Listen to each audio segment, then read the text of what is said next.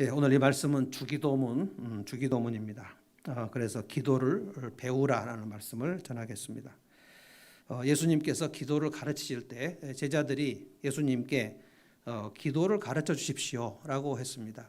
그런데 1절에 보면 요한이 자기 제자들에게 기도를 가르친 것과 같이, 이건 세례 요한을 말합니다. 세례 요한이 자기 제자들에게 기도를 가르쳤다는 거예요. 그래서 예수님에게도 제자들이 와서 기도를 가르쳐 달라고 얘기했습니다. 자, 기도는 가르쳐 주고 배우고 하는 것입니다. 기도의 학교. 도널드 카슨이라는 그 미국의 트리니티 신학교에 아주 유명한 교수님이 있는데, 그분이 쓴 책이 기도의 학교. 사도 바울의 기도를 쭉 연구하면서 우리가 이 기도의 학교, 스쿨 오브 프레이어에 들어가야 된다, 그런 말을 했습니다. 그래서 기도는 독학을 하면 대단히 위험합니다. 혼자 산기도에 가서 소나무 뿌리 뽑고, 또는 기도원 원장님들에게 그냥 요즘에 저는 이 표현을 되게 안 좋아합니다. 기도를 받는다, 기도 받으러 간다, 기도를 받았다.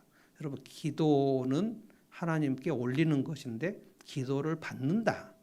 가정교회에서도 대단히 이 표현 많이 써요. 저는 대단히 유감입니다. 기도를 받는 분은 하나님이시죠. 그래서 목사님의 기도를 받았다, 무슨 기도원 원장님의 기도를 받았다, 이거는 좀 잘못된 표현입니다. 그래서 아무에게나 머리를 들이밀고 안수기도를 받으려고 하는 것은 좋지 않습니다. 성경에서 기도를 배워야 되죠. 성경에 기도가 참 많이 나옵니다. 제가 몇 번 말씀드렸는데요. 성경에서 하나님 앞에 기도를 했던 사람은 그 인생의 기록에 그가 기도를 드렸다라는 기록이 나옵니다. 우리가 하나님 앞에 기도를 하는 사람이면 하나님이 우리의 생명책에 이 애는 기도를 하는 사람이다 라고 쓰겠죠. 그런데 더 놀라운 것은 성경에서 기도한 사람들은 그 기도의 내용이 나와요. 그가 어떻게 기도를 했는가, 한나가 어떻게 기도를 했는가, 다윗이 어떻게 기도를 했는가, 사도 바울이 어떻게 기도를 했는가, 그 기도한 내용이 나옵니다. 이 기도를 배워야 돼요.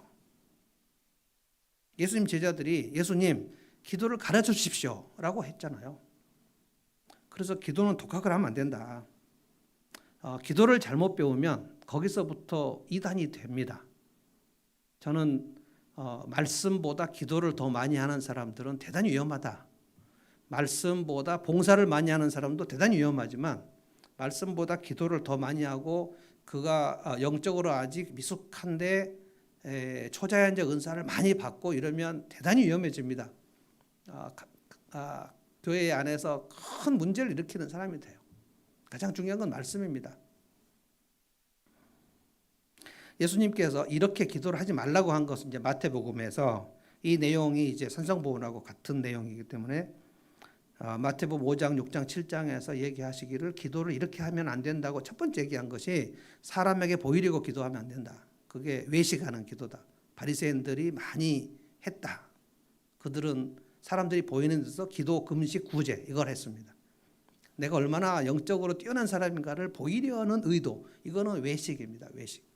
이번 주일에도 제가 그 외식에 대해서, 또 두려움에 대해서, 우리가 빠지기 쉬운 함정에 대해서 이제 설교할 텐데요. 남에게 보이려고 하는 기도, 특별히 우리가 대표 기도를 할 때 좀 조심해야 되는 것은, 우리가 마인드가, 우리의 생각이 이 기도를 할 때 내가 좀 기도를 잘해야지, 이건 좋지 않습니다. 예수님이 또 기도 이렇게 하지 말라고 한 것은 중언부언입니다. 이것은 대단히 좀 오해 많이 하고 있는데, 중언부언이라는 말이 중복돼서 하는 거, 기도를 말하는 것처럼 오해하는 경우가 많아요. 한 얘기를 또 하지 말라라는 뜻이 아닙니다. 중언부언이라는 영어는 뭐라고 그러냐면 바블링이에요. 바블링은 뭐냐면은 무당들이 주문 외우듯 하는 것을 말합니다. 그래서 신들을 부를 때 함부로 막 자기의 신들을 부르는데, 그 이방 종교들은 신을 부를 때 그 부르는 그 반드시 주문이 있습니다. 자기 신이 오는 주문이 있어요. 10계명의 제3계명에 너희 하나님의 이름을 망령되이 부르지 말라, 이 말이 지금 그겁니다. 망령되이라는 것은 영어로는 미스유스는 남용, 오용, 하나님의 이름을 무당이 자기 신 부르듯이 막 그렇게 짓거리지 말라는 거예요. 그러니까 뜻도 없이 막 기도, 내가 무슨 기도를 했는지 기억도 안 나는 기도를 막 하는 것은 망령되이 하나님의 이름을 부르는 겁니다.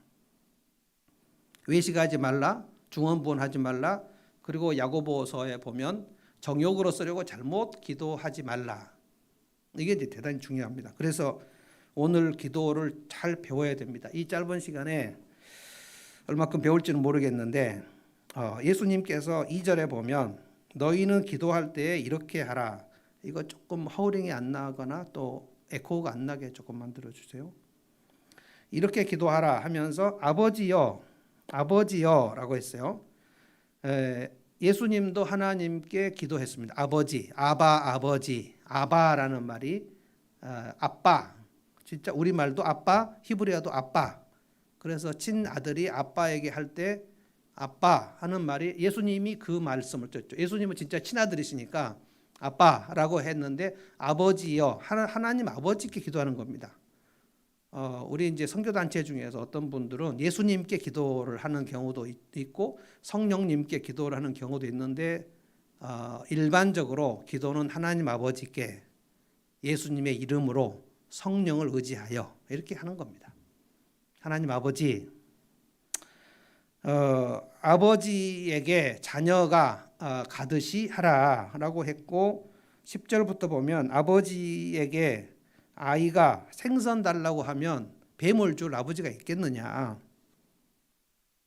하물며 너희 하늘 아버지께서도 너희가 구할 때 좋은 거 주지 않겠느냐. 알을 달라고, 이거 계란입니다. 제가 좋아하는 계란. 여러분 계란이 지금 10,000원이 됐습니다. 어제 제가 계란 샀는데 정말 놀랐어요. 9,000원이 넘었어요. 옛날에 한번 10,000원 뗄 때 손이 떨리는데 샀는데 어제도 사고 말았습니다. 저는 계란을 먹지 않으면 안 되기 때문에 계란값이 오를 때 정말 마음이 불편합니다. 4,000원 정도 돼야 되는데 10,000원이 됐어요. 그것도 가장 좋은 계란이 아닌데 가장 좋은 계란은 이제 11,000원, 12,000원 해요. 이게 저를 아주 우울하게 만들었어요. 알을 달라, 그러니까 계란 후라이를 달라 하는데 전갈을 주는 아버지가 있겠느냐? 그럴 수 없다는 거예요. 그러니까 너희가 악한 자라도 자식에겐 좋은 걸 줄 알거든. 여러분 아버지는 좀 안 좋은 아버지들 많아요. 엄마들은 그 사람이 좀 나쁜 사람이라도 자기 자식 먹이는 거는 정말 잘 먹이거든요. 그러니까 이 부모의 본성은 하나님 아버지의 것입니다. 그러니까 하나님 아버지, 우리 엄마가 참 좋다라고 생각되는 사람은 하나님 아버지는 얼마나 좋을까 이렇게 생각해야 돼요. 그러니까 너희 부모가 혹시 악할지라도 너희 하늘 아버지는 그렇지 않다. 다윗이 그랬죠. 내 부모는 나를 버렸으나 하나님은 나를 버리지 않으실 줄 믿습니다. 그러니까 악한 부모라도 자식에게 좋은 것을 주는데 하늘 아버지께서 자식에게 좋은 거 주지 않겠느냐. 그러니까 가장 중요한 것은 그 인격적인 기도입니다. 인격적인 신앙. 하나님이 내 앞에 계셔요. 하나님께서 내 앞에 내 말을 들으시려고 앉아 계시고 나는 하나님께 기도를 합니다. 그런데 친구가 아니니까 좀 높은 분에게 얘기하듯이 하는 겁니다. 우리가 대표 기도를 할 때에도 제가 마음에 늘 어떤 기도는 마음에 딱 걸리는 게 뭐냐면 기도문을 우리 다 가져오잖아요. 기도문을 가져와 가지고 읽어요. 기도문을 갖고 왔다 해도 그것을 가지고 하나님께 말을 해야 돼요. 대화입니다. 기도는 읽어버리면 안 돼요. 그러면 하나님이 내 앞에 계신다. 내 앞에 계시는 하나님 누구하고 얘기하는데 대화를 안 하고 그 사람이 앞에 있는데 그 사람에게 철수야 오늘 많이 보고 싶었어 이렇게 얘기하면 이상하지 않습니까? 인격적인 대화가 되지 않잖아요. 설교도 마찬가지입니다. 여러분에게 제가 설교를 할 때 제가 여러분을 보고 하거든요. 그런데 원고가 있습니다. 원고를 저는 토시 하나까지 다 했습니다. 그래서 마지막까지 딱 끝내요. 그런데 그거를 보고 읽어버리면 안 되는 거예요. 그러면 이게 설교가 아니고 그 낭독이 설교 원고 낭독. 제 포인트는 뭐냐면 하나님이 내 앞에 계시다는 사실을 잊지 말라는 거예요. 그러니까 기계적 신앙, 무슨 하나님이 내 앞에 계신데 주문 외우듯이 달달달달달 하고 그리고 내가 무슨 기도했는지 무슨 기도했냐고 물어보면 내가 오늘 10분 동안 무슨 기도를 했지? 기억도 안 나는 기도를 해서는 안 된다. 하나님 아버지께 인격적으로 나간다. 이걸 지금 예수님이 제자들에게 가르치시는 겁니다. 무엇을 기도할 것인가? 이게 이제 순서가 있어요. 순서. 오늘 이 누가복음 주기도문은 좀 짧게 돼 있고 마태복음은 조금 길게 돼 있습니다. 우리가 보통 주기도문을 이제 찬송가 앞에 해놓고 하는 기도는 마태복음의 좀 긴 형태고 오늘 이 누가복음은 좀 짧아요. 기도의 순서와 내용 5가지입니다. 5가지. 아버지여, 아버지를 부르고 이름이 거룩하게 나라가 임하옵시고 일용할 양식을 주시고 우리가 용서하듯이 우리 죄를 용서해 주시고 우리를 시험에 들게 하지 마시고 몇 가지예요? 5가지입니다. 아버지의 이름이 거룩하게 이거를 이제 설명하겠습니다. 그 다음에 나라가 임하시고 그리고 우리가 누군가를 용서한 것 같이 우리를 용서해 주시고 세 번째는 일용할 양식 우리에게 일용할 양식을 주시고 그 다음에 우리가 용서한 것 같이 우리를 용서해 주시고 그리고 우리를 시험에 들지 말게 하시고 마태복음에는 다만 악에서 우리를 구해달라. 근데 시험에 들지 말게 해주시고 악에서 구해달라는 말은 같은 뜻이어서 누가복음에서는 뺐습니다. 5가지. 그런데 여러분 제가 이것을 설명하기 전에 13절을 제가 읽어야 될 것 같습니다. 13절이 이 주기도문을 요약한 거예요. 제가 읽어보겠습니다. 13절 한번 띄워주세요. 너희가 악할지라도 좋은 것을 자식에게 줄 알거든 하물며 너희 하늘 아버지께서 구하는 자에게 성령을 주시지 않겠느냐. 너희가 악할지라도 좋은 것을 줄 텐데 자식에게 좋은 걸 줄 텐데 하늘 아버지는 좋은 것을 주시지 않겠느냐 하고 말할 때 좋은 것이 성령이었다. 예수님은 지금 아직 복음서에서 성령이 제자들에게 임하지 않아서 성령은 예수 그리스도를 알게 하고 성경 말씀을 깨닫게 하고 성경 말씀을 깨닫는 게 곧 예수 그리스도를 알게 하는 것이기 때문에 그래서 성령님이 오셔서 하시는 일 성령이 오셔서 교회가 탄생됐죠. 120명이 오순절에 성령을 받고 예루살렘 교회가 탄생됐습니다. 성령은 그래서 교회를 탄생하게 하시는데 그 예수 믿게 하시는 일 그래서 성령님이 하시는 일 중에 가장 중요한 일은 우리를 예수 믿게 하는 일입니다. 그리고 예수 믿은 우리가 더 예수를 잘 믿게 하는 일입니다. 그것은 딱 한 가지 방법밖에 없어요. 우리에게 말씀을 깨닫게 하는 일을 계속 성령님은 하십니다.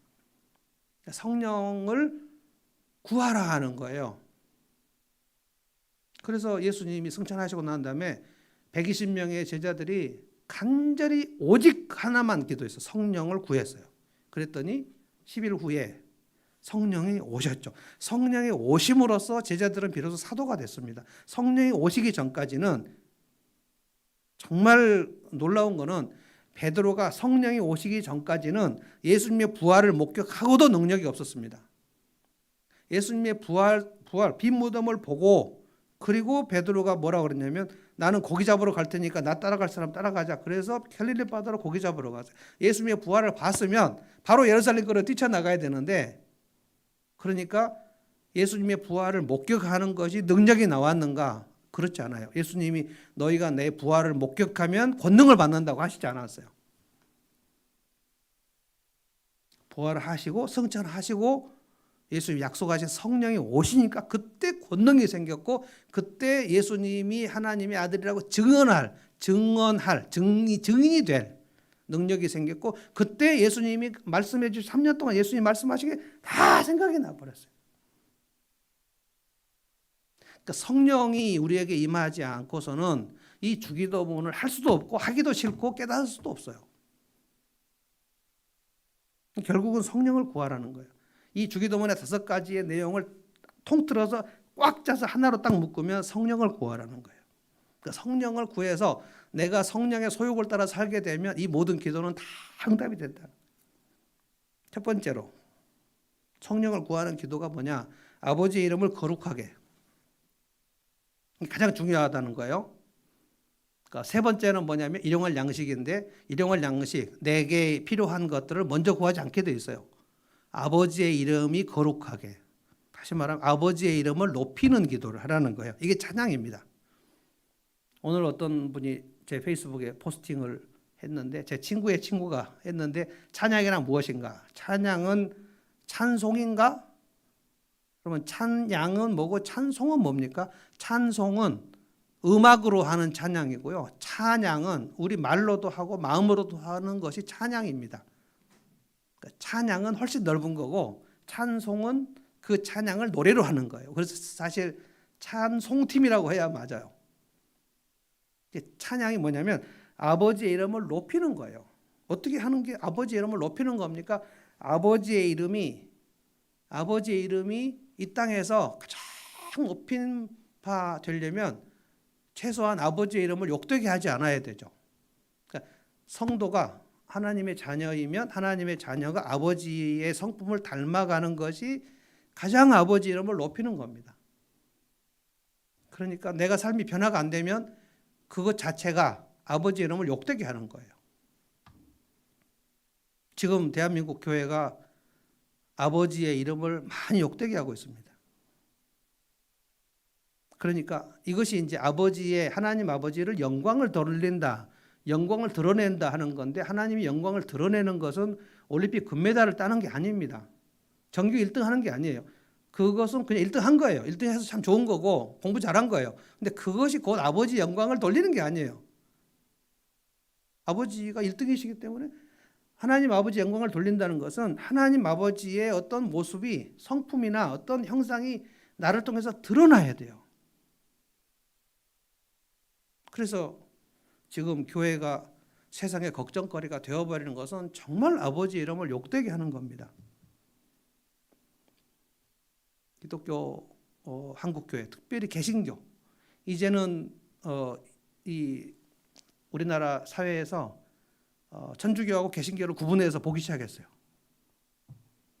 천주교는 약간 고급스러워 보이고 개신교는 어쩐지 이렇게 되게 저급스러워 보인다는 거예요. 신천지인가? 막 이게 왔다 갔다 합니다 지금. 왜냐하면 기독교 교회에게 개신교의 상식과 예의가 빠져 보인다는 거예요. 그러면 이제 아버지의 이름을 욕되게 하는 겁니다. 종교에서 상식이 빠져버리면, 그게 이제 상식이 빠지면 뭡니까? 몰상식이죠. 어떤 종교가 상식이 빠져버리면 그게 사이비로 가는 거거든요. 약간 사이비적 냄새가 지금 난다 이거예요.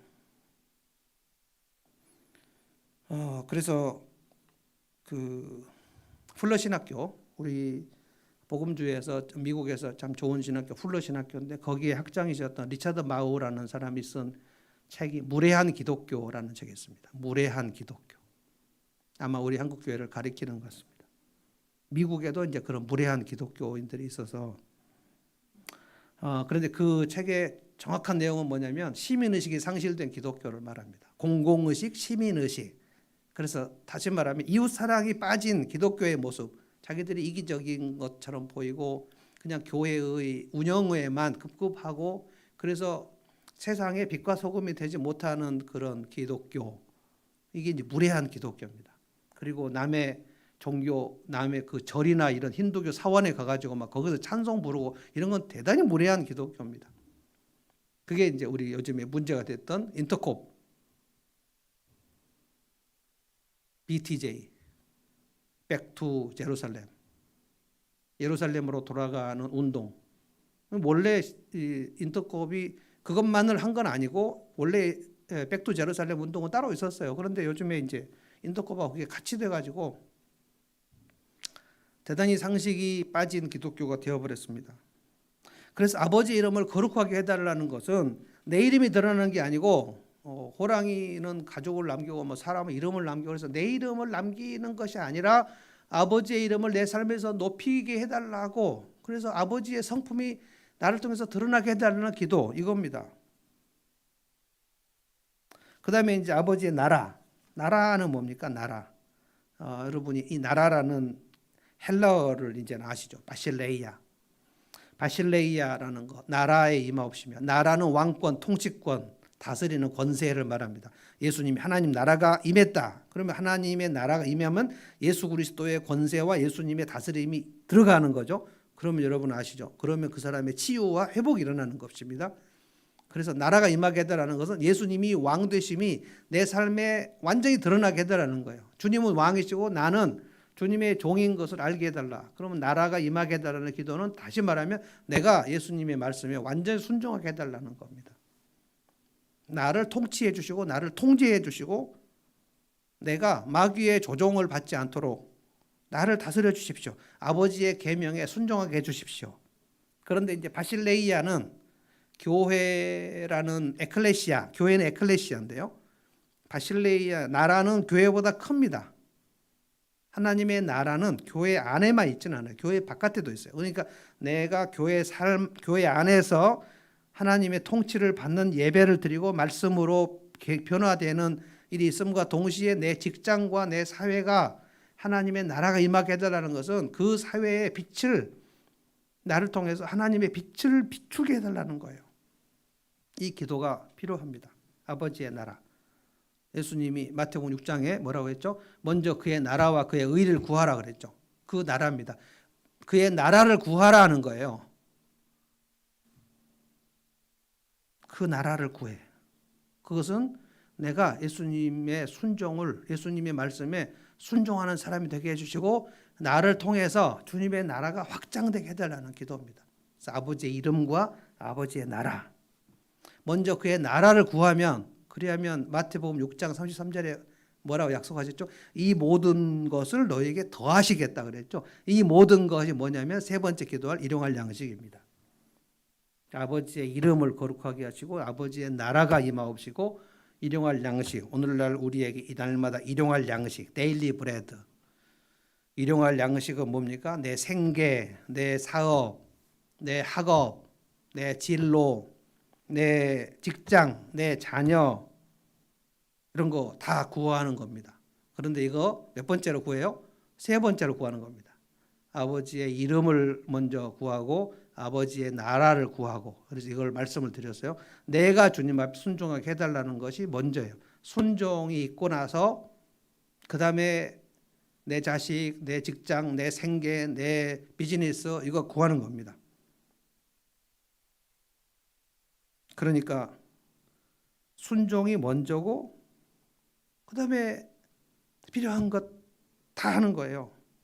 그래서 그의 나라를 먼저 구한다는 것은 내가 주님께 순종하겠다는 것을 막 기도하는 겁니다. 주님, 제가 주의 말씀에 순종해 주시고 이 말씀을 깨닫게 해주시고 아버지의 나라가 임하여 내 삶이 변화되고 막 기도한 다음에 그 다음에 세 번째로 그러니 나도 먹고 살게 해주십시오. 내 자식도 잘 되게 해주시고요. 나도 결혼도 잘하게 해주시고 직장도 잘하게 해주시고 내 비즈니스 잘하게 해주시고 내가 장사하는데 이거 좀 잘 되게 해주시고 세 번째 기도. 이것만 구하면 1번, 2번 구하지 않고 이것만 구하면 이걸 기복신앙이라고 합니다. 기복신앙. 기복신앙이라는 것은 복을 구하는 신앙이라는 뜻이 아니에요. 복만 구한다는 거예요. 난 순종은 안 하고 그냥 내 잘되게만 해달라는 거. 그러니까 나를 잘되게 해달라는 기도가 나쁜 게 아니고 나는 순종은 모르겠고 내가 변화되는 건 모르겠고 주의 나라는 모르겠고 주의 이름 모르겠고 그냥 나만 잘되게 해주십시오. 이게 나만 잘되게 해달라는 기복신앙입니다. 이걸 헷갈리면 안 돼요.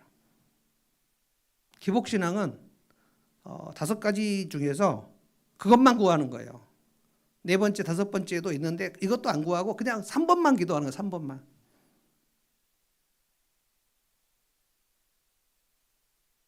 참 한국 교회의 신앙이 기복신앙으로 들어가 버린 것은 참으로 유감입니다. 아버지의 이름을 거룩하게 하는 거, 내가 아버지의 이름을 높이겠다는 기도도 안 하고 아버지의 나라가 임하게 해달라는 이 말씀이 무슨 말씀인지도 모르고 그냥 예수 믿고 나만 잘되게 해달라고. 그래서 지난 주일도 말씀드렸지만 예수를 잘 믿고 말씀에 순종하면 세상에 성공할 수 없다고 기독 청년들이 말했다는 거예요. 저는 참으로 안타깝게 짝이 없다는 것입니다. 언제 예수님 잘 믿으면 세상에 성공한다고 성경에 약속을 했냐는 거예요. 성경에서 약속한 적이 없거든요. 일용할 양식을 구하라 그랬지 아주 큰 부를 구하라고 한 게 아니에요. 여러분 아굴에 기도하십니까? 내가 너무 가난해서 하나님을 모른다고 하게 될까 두렵고 내가 너무 부해서 하나님을 모르게 된다고 할까 두렵으니 그러니까 나를 너무 부하게도 하지 마시고 너를 너무 가난하게도 하지 말아 주십시오. 이것이 아굴의 기도입니다.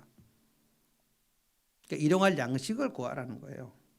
일용할 양식이 이제 좀 많이 오는 사람도 있고 적게 진짜 양식만 오는 사람도 있겠죠. 네 번째가 죄 용서입니다. 4절 참 어렵습니다.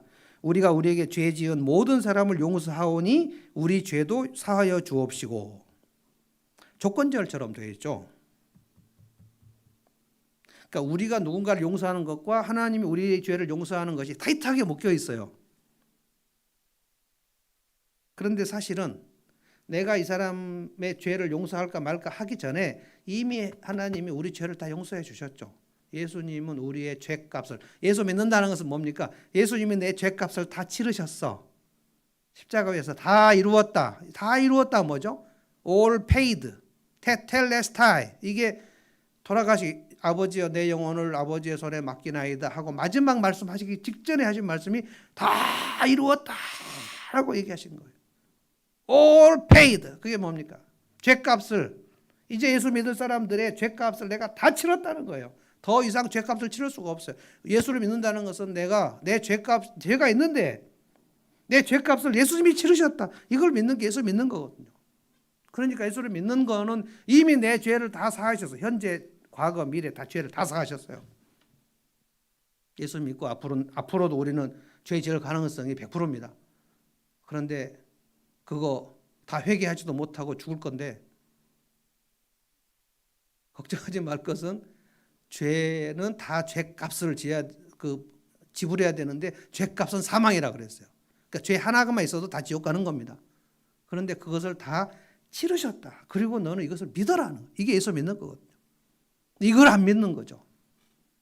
그러니까 자기 죄값을 자기가 지고 가겠다는 것입니다. 그러니까 예수를 믿는 것은 내 죄를 다 사하심을 믿어요. 그러니까 내 죄를 주님이 무상탕감해 주셨다는 것을 믿는 사람은 내가 누군가에게, 이 사람이 나에게 빚을 졌을 때 이거 그냥 좀 관대해야 되는 거 아니냐. 난 이 사람은 용서할 수 없어 라고 말한다면 그럼 나는 용서받을 만한가? 이거를 생각해야 되는데 말도 안 되는 거죠. 너는 어떻게 말이 안 되는 짓을 해? 그럴 때 주님이 나에게 하실 말이 너는 말이 되는 짓만 하냐? 나도 말도 안 되는 짓을 너무 많이 하는데 근데 어디다 대고 말이 안 되는 짓을 하냐고 얘기해. 정말 뻔뻔하게 짝이 없지 않습니까? 그래서 1만 달란트 탕감받은 자가 100데나리온을 안 갚으면 감옥에 넣겠다고 얘기해가지고 그 보는 사람들이 너무 딱해서 그 1만 달란트 탕감해 준 자 그 왕에게 가서 이 사람이 10,000달란트 탕감받고 나서 100데나리온 갖고 감옥에 보냈다고 한다고. 이건 찌질하다. 그래서 왕이 불러가지고 너 1만 달란트 다 내놔라. 그랬다고 예수님 말씀하셨죠.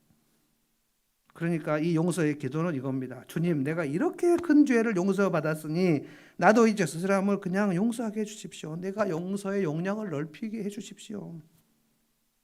땅에서 매면 하늘에서도 매이고 땅에서 풀면 하늘에서도 풀린다. 그러니까 내가 용서하지 못하는 사람이 있으면 결국은 내 인생은 잘 안 된다. 이렇게 성경은 말합니다. 내가 용서를 할수록 왜 내가 용서하냐? 결국 나 때문에 용서를 안 하면 내 삶이 막혀요. 그것을 계속 기도해야 된다는 거예요. 오늘 내 뺨을 때린 사람을 위해서 오늘 기도가 안 된다 할지라도 주님, 나는 진짜 오늘 저 사람을 위해서 기도 못 하겠습니다. 그러나 내일은 하게 해주십시오. 그렇다고 내일 될까요? 내일 안 돼도 내가 다음 달부터는 저 사람 용서할 수 있게 해주십시오. 내가 용서할 수 없음을 깨닫고 내가 얼마나 용량이 종제이 같은 것을 깨닫고 날마다 그것을 기도해서 마침내 내가 10년, 20년 후에는 그 사람을 용서하는 단계까지 이르러야 한다. 그 얘기를 하는 겁니다. 마지막 5번째 기도가 우리를 시험에 들게 하지 말게 해주십시오. 그리고 이제 악에서 구원해 주십시오. 시험 든다는 것은 딱 다른 말로 죄의 유혹에 빠지는 겁니다. 그러니까 시험은 혼자 드는 사람이 없어요. 반드시 마귀가 있습니다. 마귀는 졸지도 아니하시고 쉬지도 아니하셔요. 포기하지 않아요. 마귀는 정말 성실합니다. 마귀는 대단히 치밀합니다. 누가 시험이 들을까요? 날마다 말씀을 매일 먹지 않는 사람이죠. 영혼이 게으른 사람. 이 주기도문을 배우지도 않고 그냥 기도하는 일을 방치하고 자기 영혼을 방치한 영혼의 게으름. 그러면 이제 마귀는 우는 사자처럼 삼킬 자를 찾아요. 그럼 우는 사자, 그러니까 배고픈 사자. 저는 동물의 왕국 좋아해가지고 그 사자가 그 사슴이 애기 나가지고 사슴이 지금 새끼 사슴을 막 낳았는데 사슴은 송아지와 달라서 잘 못 일어나더라고요. 그 다리도 얇아가지고 엄마 다리도 진짜 얇고 엄마가 이렇게 서 있고 아기를 낳았어요. 그러면 사슴이 일어나지 못해요. 막 이렇게 그 막대기 같아. 그 어린 사슴이 일어나까 말까 막 하다가 푹 넘어지고 근데 저쪽에서 사자가 계속 보고 있어요. 와, 저는 정말 그래서 정글은 정말 얄짤없더라. 계속 보고 있습니다. 저 사자가. 누구를 잡아먹으려고 할까요? 어미 사슴이 아닙니다. 그 일어나지 못하고 막 이렇게 하다가 푹 쓰러지고 있는 조그만 아주 빼빼 마른 사슴, 그거 먹으려고 다 보고 있어요. 악어들도 말이죠. 그 얼룩말들, 저는 그런 거 많이 보거든요. 얼룩말이 막 수백 마리가 와서 강가에 가서 막 그 물을 먹어요. 그런데 거기서 악어 몇 마리가 물에서 잠수하고 이렇게 하고 있어요. 쫙 오고 있어요. 그런데 얼룩말들이 막 물이 맛있어가지고 막 물을 먹고 어떤 속 없는 얼룩말이 그 깊은 물 속으로 또 들어가서 첨벙 하고 있어요. 근데 저쪽에서 악어들이 쫙 하고 있어요. 그런데 이 얼룩말 떼에서 혼자 떨어져 가지고 막 물장구 치고 노는 그 새끼 얼룩말, 그러면 조금 있다 보면 악어가 와서 빡 해서 한번 돌려버리면 그냥 얼룩말이 막 창자가 벗겨지고 막 무섭게 먹어치우죠. 그래서 그냥 이거 두 번만 해버리면 얼룩말이 속으로 쏙 들어가 버리죠. 저는 유심히 봅니다.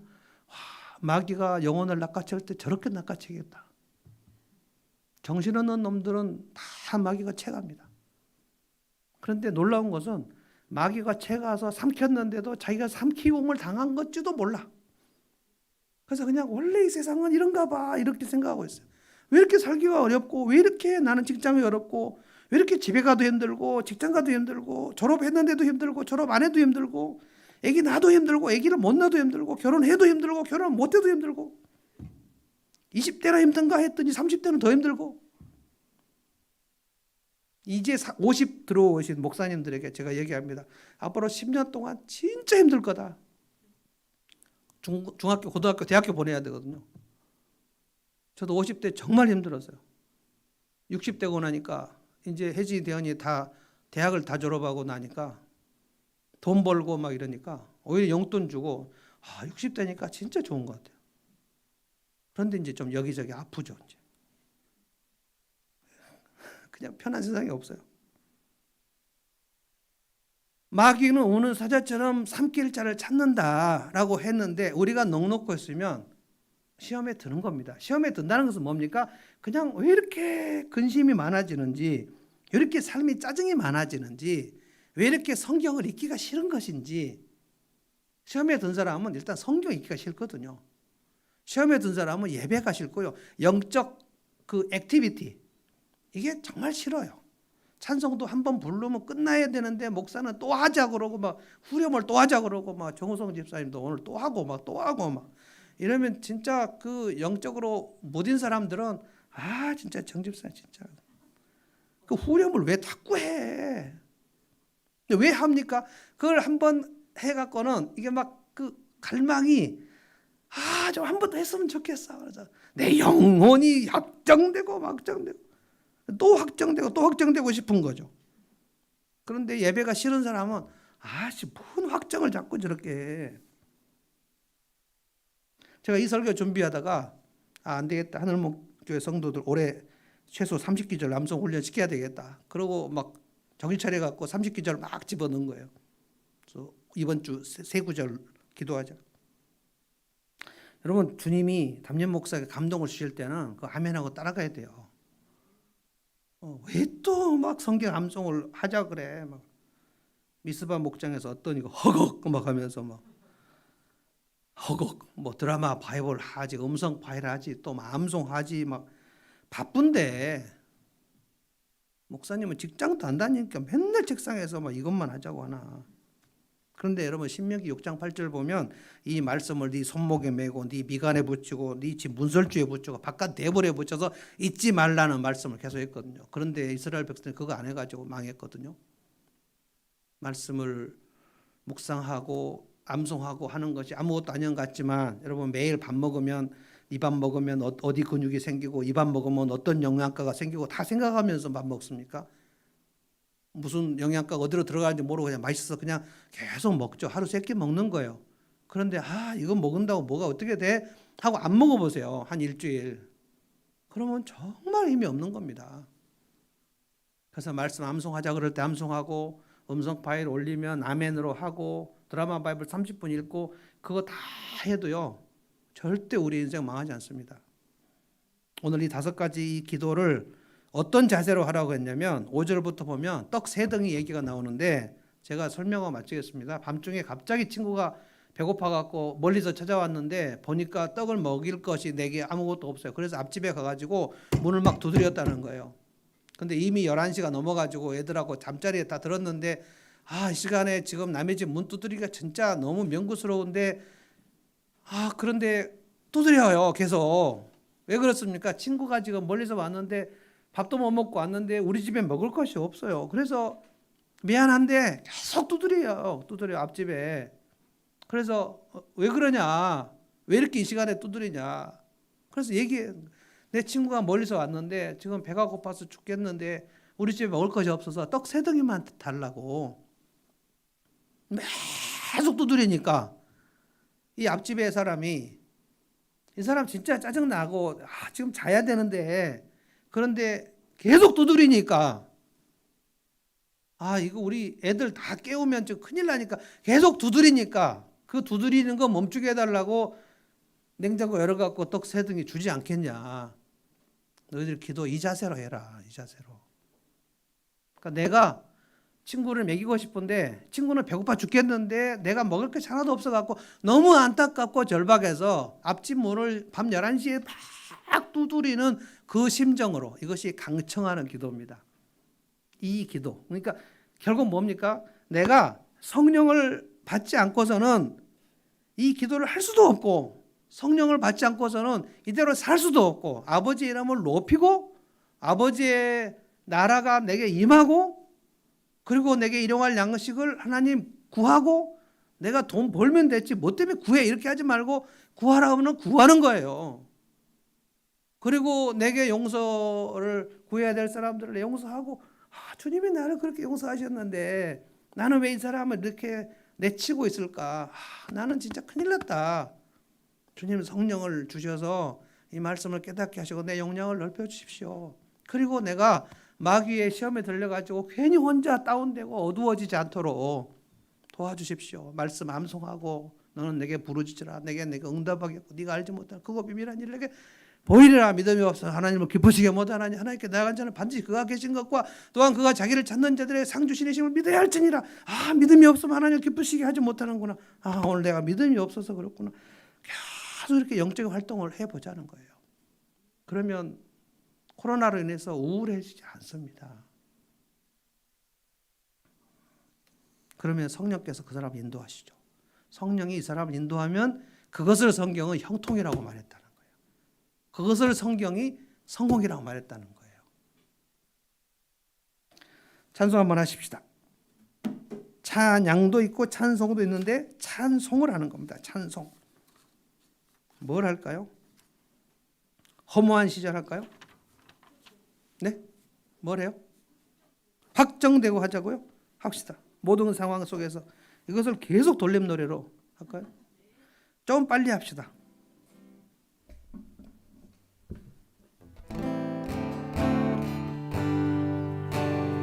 좀 더 빨리.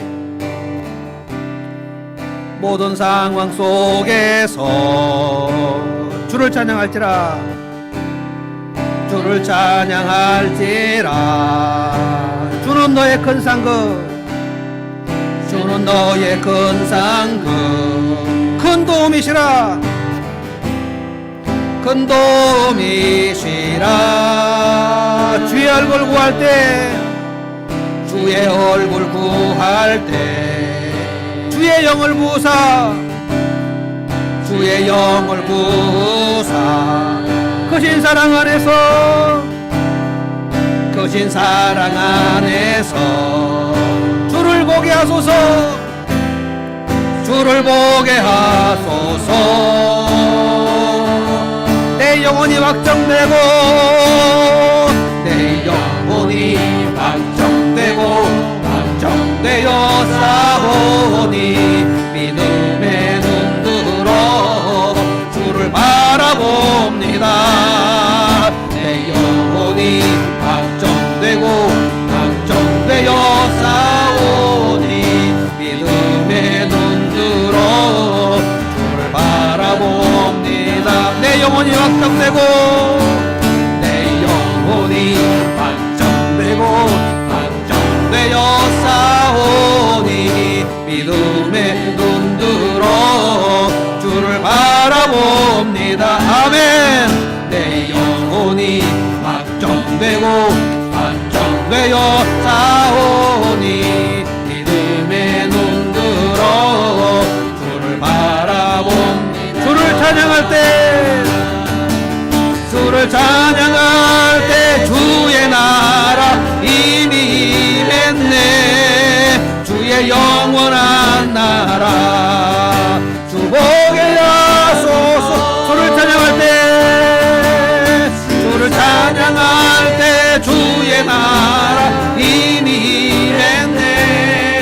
주의 영원한 나라 보게 하소서. 내 영혼이 확정되고, 내 영혼이 확정되고, 확정되어 싸우니 믿음의 눈 들어 주를 바라봅니다. 내 영혼이 확정되고, 확정되어 싸우니 믿음의 눈 들어 주를 바라봅니다. 내 영혼이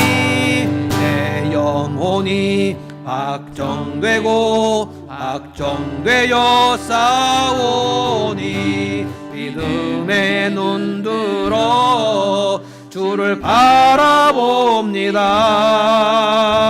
내 영혼이 확정되고, 확정되어 싸우니 믿음의 눈 들어 주를 바라봅니다.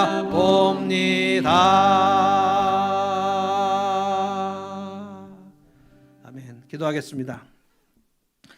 하나님 아버지 감사합니다. 저희가 주님을 바라봅니다. 믿음의 눈을 들어서 이 시간 우리 앞에 보좌 위에 앉으신 주님을 바라봅니다. 주님, 성령을 우리에게 보내주셔서 우리의 영혼이 충만하게 하시고, 우리의 영혼에 희락이 가득하게 하시고, 내가 눈앞에 있는 일들을 바라보면 캄캄하지만 내가 눈을 들어서 주님의 보좌를 바라보면 해보다 더 강한 빛으로 우리의 영혼을 비추시는 주님을 볼 수 있는 줄로 믿습니다. 하나님 아버지의 이름을 거룩하게 하시고, 내가 주의 이름을 높이는 사람 되게 하여 주시고, 세상이 교회를 걱정하는 시간이 되었으나 주님, 이 교회에는 세상의 걱정 끝이지 않게 하시고 세상의 빛을 발하게 하여 주시며, 내 믿음이 상식 안에 있게 하여 주시고, 그리고 상식을 초월하여 초자연적으로 일하신 하나님을 경험하여 믿는 자들에게 참으로 납득할 만한 삶을 보여줄 수 있도록 은총을 베풀어 주시옵소서. 하나님, 주님의 나라가 우리의 삶에 임하기를 원합니다. 주님의 통치가 임하기를 원합니다. 주님의 권세가 임하기를 원합니다. 그래야 내 삶이 주의 능력이 우리에게 흘러들어와서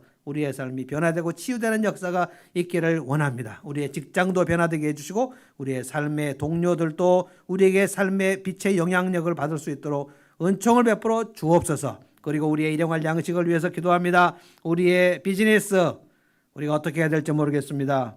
우리의 직장 생활, 그리고 우리의 진로, 우리 힘으로 헤쳐나갈 수도 없습니다. 하나님, 중소상인들 참으로 어렵고 또 어렵지 않은 사람들 참으로 없습니다. 하나님, 도와주십시오. 우리의 길을 인도해 주십시오. 우리의 자녀들의 앞길을 인도해 주십시오. 하나님, 우리의 가정 모든 역사들을 인도하여 주십시오. 우리의 부모님들 역사하여 주십시오. 병원에 있는 사람들도 있습니다. 몸이 아픈 사람들도 있습니다. 그들을 주께서 위로하시고 그들의 마음을 주께서 밝게 하여 주시고 믿음으로 일어나게 하여 주시옵소서. 하나님, 우리에게 참으로 잘못한 사람들, 말도 안 되는 짓 한 사람들이 있습니다. 주님, 그러나 우리도 주님 앞에 너무나 말이 안 되는 짓을 많이 했는데 주님께서 우리에게 모든 죄를 탕감해 주시고 이제 내 죄는 없다고 복음을 주셨으니 우리도 이제 누군가를 위하여, 누군가를 보면서 마음에 관대함을 주시고 넓은 아량을 주셔서 참으로 우리와 관계가 끊어진 사람 없게 하시고 다시 화해가 되고 다시 열리는 역사가 있도록 도와주시옵소서. 하나님, 이제 시험 들지 않기를 위해서 기도합니다. 주님, 마귀는 우는 사자처럼 우리를 삼키려고 합니다. 주님, 우리가 말씀을 튼튼히 먹어서 성령에 충만하면 마귀가 우리를 건들지 못하는 줄로 믿습니다. 왠지 모르게 쓸쓸하고 왠지 모르게 서럽고 왠지 모르게 우울하여 괜히 죽음만 생각나고 괜히 이불 속만 생각나지 않도록 우리의 영혼이 계속해서 어둠 속으로 들어가지 않도록 주여 시험 들지 않게 하시고 깨어있게 하시고 믿음으로 일어나는 이 밤 되게 하여 주시옵소서. 감사합니다. 성령님께서 역사하시면 이 모든 말씀들이 깨달아지는 줄로 믿습니다. 이 밤에 평강을 주시고 내일 아침에 큰 은혜를 허락하여 주옵소서. 예수님의 이름으로 기도하옵나이다. 아멘.